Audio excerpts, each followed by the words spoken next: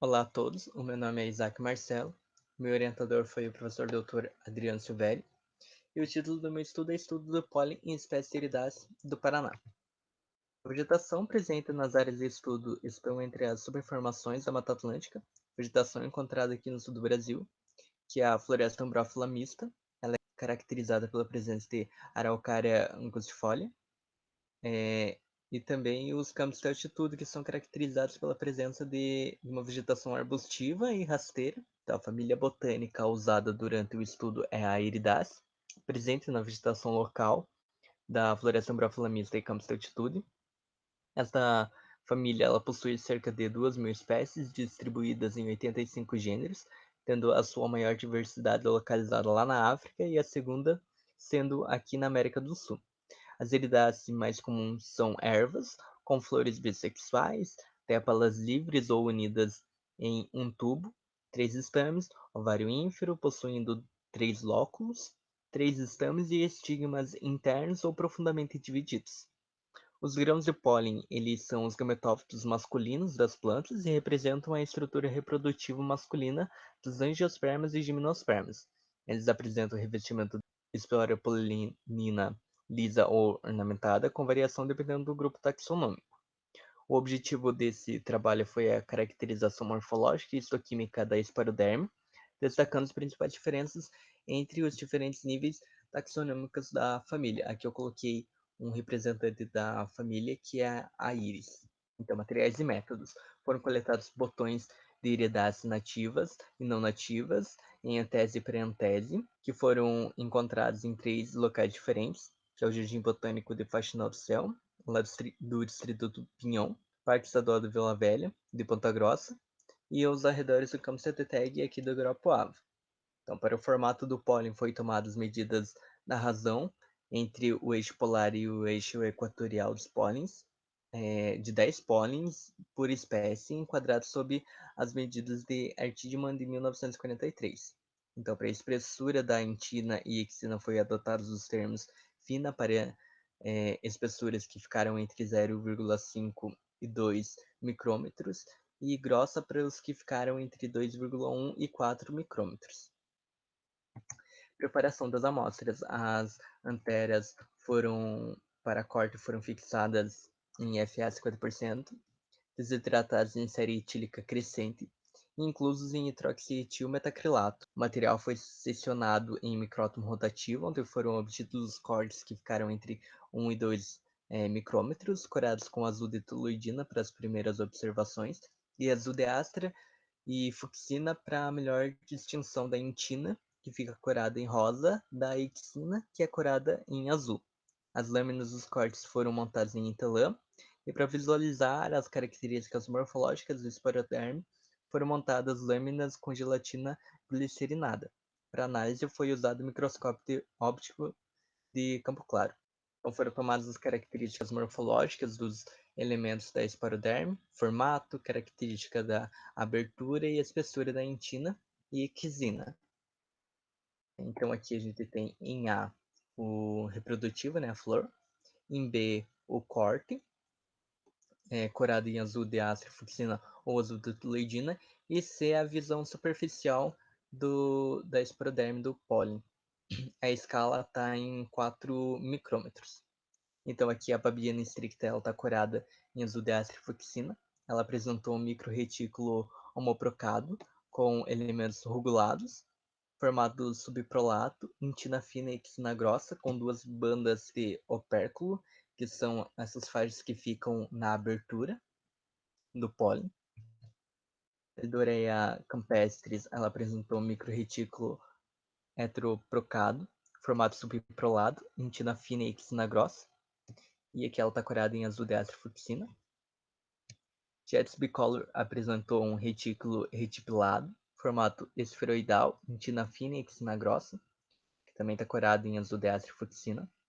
A Frisia laxa, ela apresentou um microretículo homoprocado, formato subprolato, entina fina e exina grossa, com duas bandas de opérculo igual à babiana. Aqui ela está corada com azul de astra e fucsina também. Gelacine cerulea, ela apresentou microretículo homoprocado, formato subprolado, em tina fina e quina grossa, que ela está corada com azul de toloidina.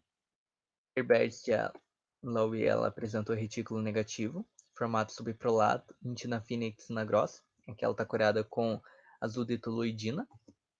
Ilmárica cândida, ela apresentou um retículo denso, com infrateto columelar e muro estreito, formato esferoidal, em tina fina e quina grossa.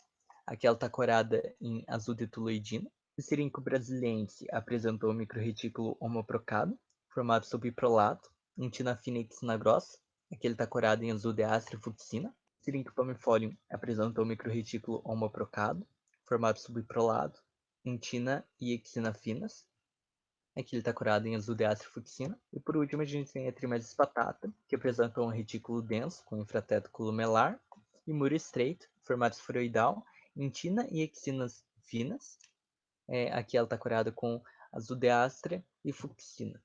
Então é possível perceber algumas semelhanças e diferenças entre as características polínicas das espécies. A primeira é o opérculo, que é uma característica presente nas espécies Babiana stricta aqui e Friselaxa, pertencentes à subfamília Crocoide.